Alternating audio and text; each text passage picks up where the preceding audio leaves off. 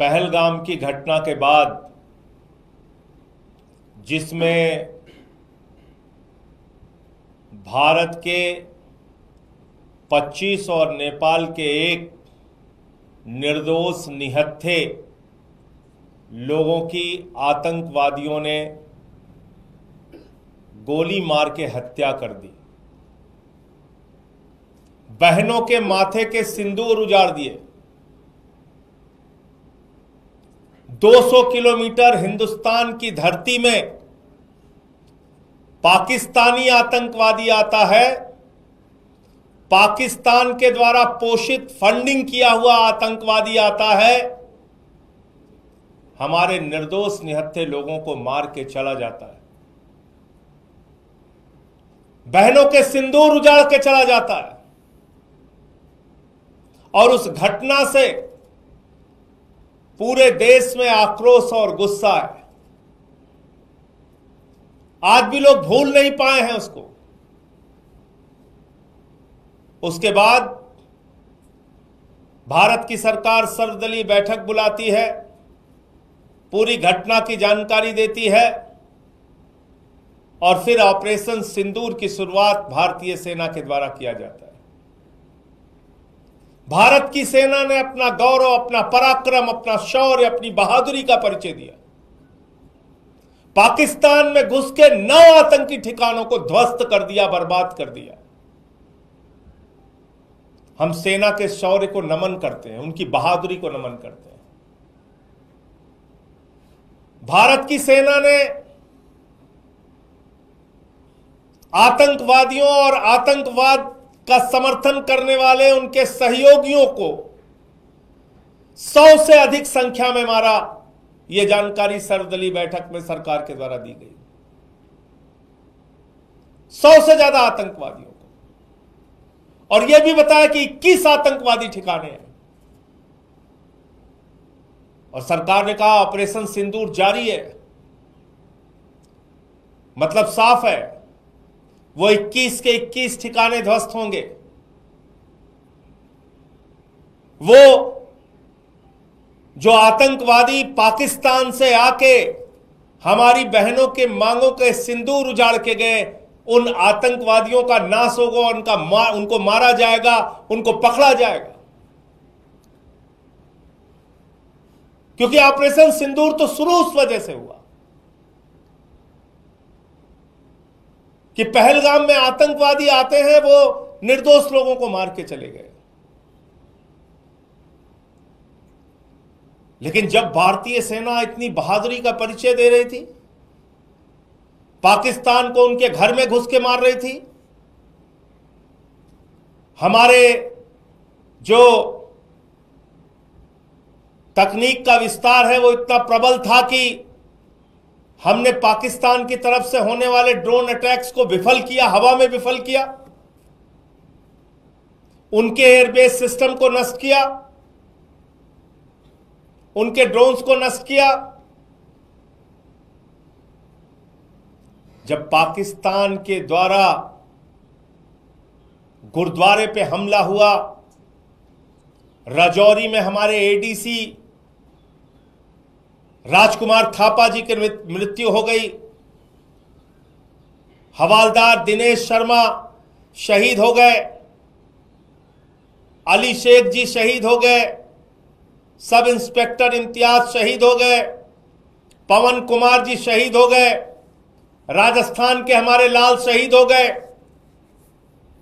हमारे सेना के जवान अपनी शहादत देकर पाकिस्तानियों के आतंकवाद का मुकाबला कर रहे थे, पाकिस्तानियों के सेना के हर हमले का मुकाबला कर रहे थे। जब हमारे पास एक बड़ा मौका था भारतीय सेना के पास कि हम पीओके के ऊपर कब्जा कर सकते थे, वो पाक अधिकृत कश्मीर जहां पे आतंकवादी अड्डे हैं, जहां पे आतंकवादियों को पनाह दी जाती है, क्योंकि हम सब जानते हैं दुनिया का सबसे बड़ा आतंकवादी देश पाकिस्तान है। वहां हाफिज सईद, वहां मसूद अजहर,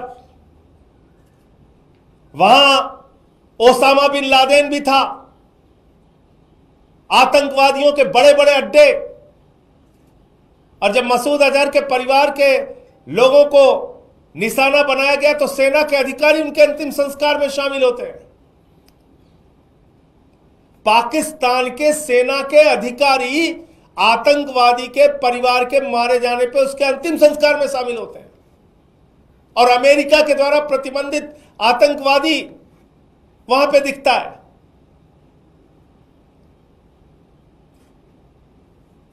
देश के लोगों के मन में एक सवाल है, बहुत बड़ा सवाल,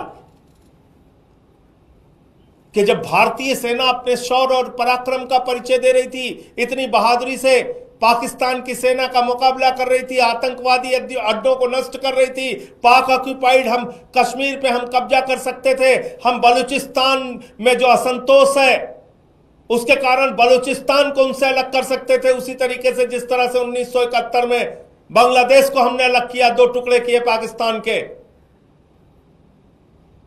ऐसे समय में अमेरिका आपके सीज फायर डिक्लेयर कर रहा है। देश के लोगों के मन में सवाल है कि क्या यह 140 करोड़ हिंदुस्तानियों के स्वाभिमान और सम्मान के साथ खिलवाड़ नहीं? क्या यह भारत की संप्रभुता के साथ खिलवाड़ नहीं? क्या भारत जो दुनिया का सबसे बड़ा लोकतंत्र है उसके ऊपर अमेरिका की दादागिरी चलेगी? अमेरिका का दबाव चलेगा? भारत और पाकिस्तान के बीच में जब भारतीय सेना अपने लक्ष्य को पाने की दिशा में अग्रसर थी, उस समय अमेरिका की धरती से सीज फायर डिक्लेयर हो रहा है। अमेरिका का राष्ट्रपति ट्रंप सीज फायर डिक्लेयर कर रहा है और उसके बाद सरकार उसको मान जाती है। सीज फायर की शर्तें क्या पता नहीं।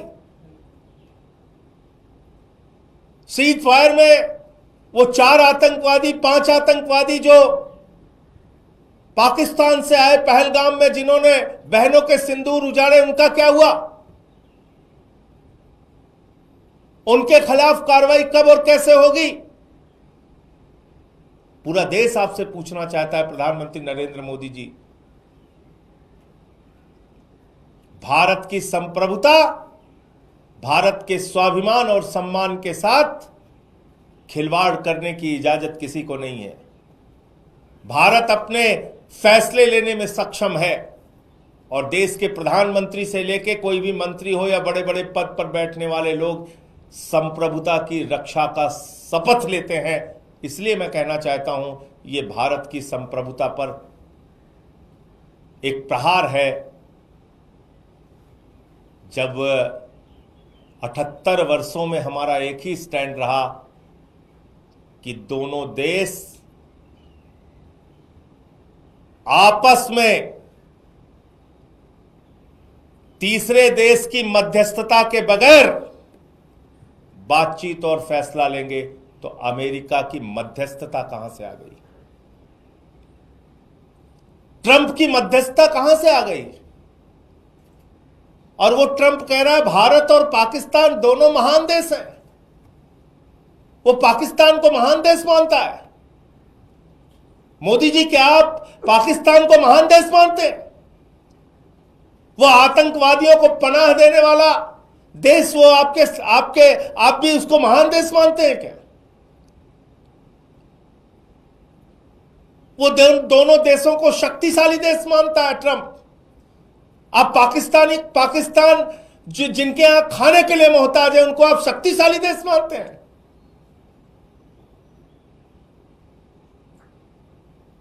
वो कह रहा है न्यूट्रल वेन्यू पे बातचीत होगी। किसने तय किया? कब तय हुआ?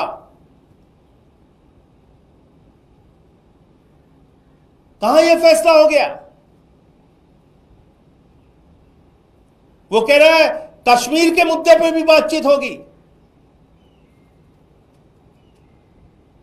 इसलिए ये पूरे देश के मन में गुस्सा है, नाराजगी है और लोगों के मन का सवाल है जिसको प्रधानमंत्री को सामने आके जवाब देना चाहिए। प्रधानमंत्री जी को इन विषयों पे, इन सवालों पर जवाब देना चाहिए। अमेरिका कौन होता है हमारे फैसले? वो कह रहा है दोनों देशों के बीच में व्यापारिक संबंध स्थापित करेंगे।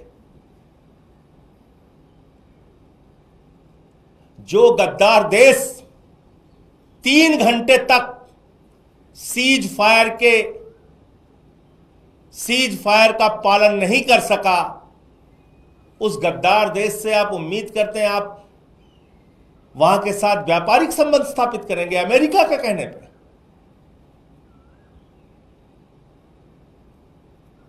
भारतीय सेना के गौरव को, भारतीय सेना की बहादुरी को, भारतीय सेना के पराक्रम को, भारतीय सेना के शौर्य को पूरा देश 140 करोड़ लोग सर झुका के नमन करते हैं।